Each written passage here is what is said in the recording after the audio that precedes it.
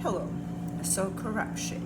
If you ask me what was the worst, the most disgusting and humiliating part of the living in the Soviet Union, I will tell you corruption.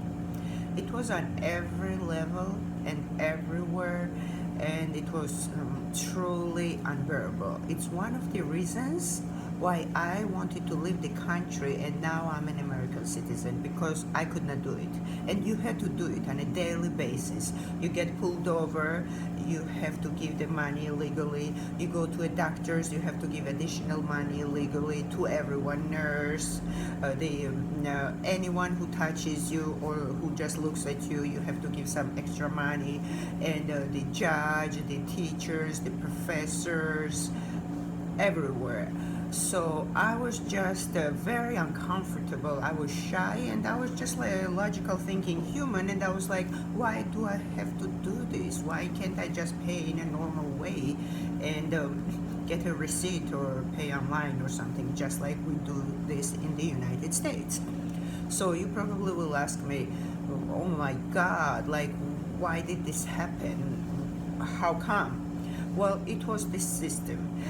In the Soviet Union, everyone was getting paid very little, about from 120 to 150 rubles. And let's imagine it was $100, $120 to $150 a month. In the Soviet Union, you were getting paid only once a month. So imagine this kind of situation, and it's not enough. It was not enough for anyone in the Soviet Union, and everyone had to find a way to make more money. That is one reason. So everyone was expecting more money from people. So this was an unwritten law that everyone had to give extra money. You had to put it in their pocket too, sometimes, and lots of times. So I thought this was weird. Why do I have to go into someone's pocket? It's so weird and disgusting, and I'm just too embarrassed to do that, but people got used to it. Some people, I'm sure there were lots of people like me. I have to talk to my friends more about this. Not only it was not enough, there was another reason. In the Soviet Union, you were allowed to make only so much money, and you could not start your own business. You know, everything belonged to the government. You could not have your own business, even if you were super hardworking and you were doing some small business. It was still possible, very small business. You had more money, but it was still impossible to live really well and afford like a car or a really big house or go abroad sometimes.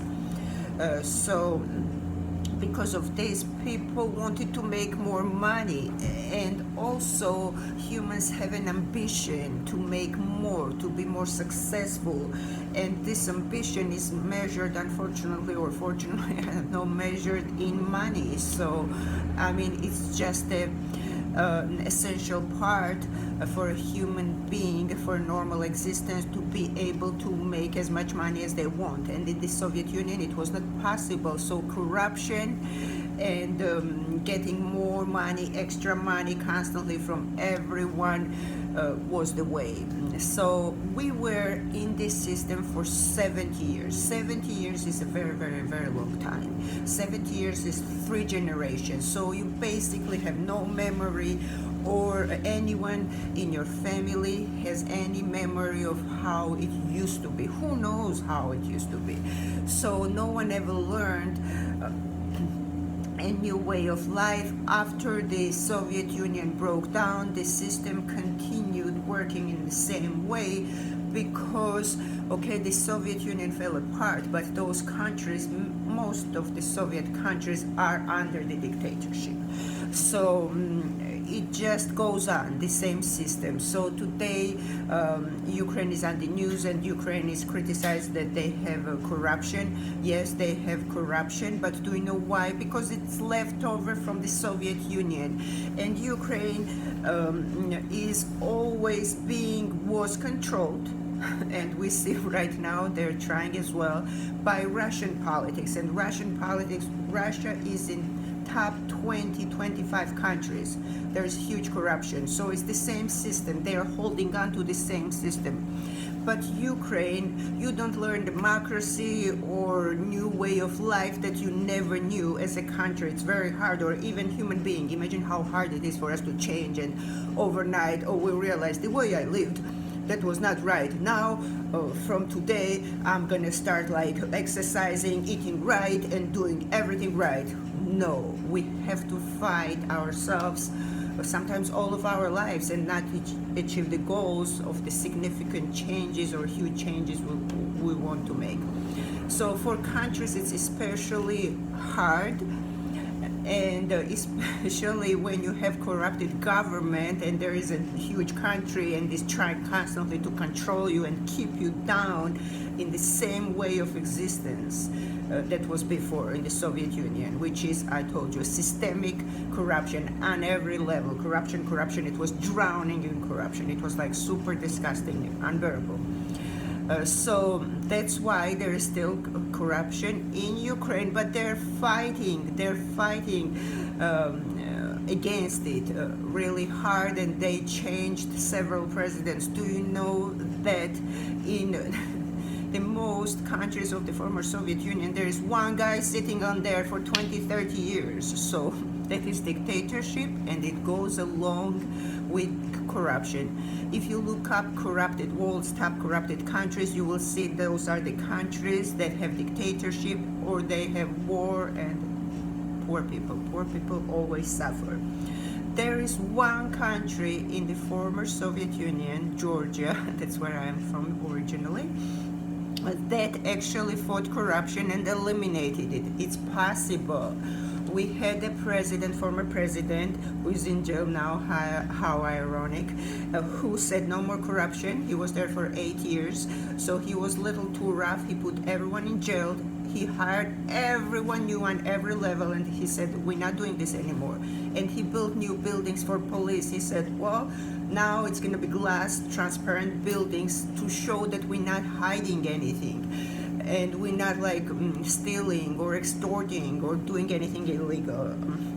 This was his artistic / political vision. So there is no more corruption. It was amazing. I think this needs to be thought in world history books, how it's possible to change the countries significantly in 8 years. So there are other countries like Baltic countries, Estonia, Lithuania, Latvia, that I don't think they have corruption. Those countries were not ever all the way Soviet countries. They joined it the latest, and they're in NATO, and those countries are more European and more developed. So I'm not sure, but I think they don't have corruption. There is Georgia that does not have corruption. Of course, probably every country has corruption on some level, somewhere, but I'm talking about like a significant systemic corruption. But most countries still suffer, former Soviet countries, and not only former Soviet countries. So why I wanted to make this video is that, well, I've been making videos about the former Soviet Union and the Soviet countries. It's on YouTube. I have not made a video for a long time because since the war started, I've been just in shock, and it was hard for me.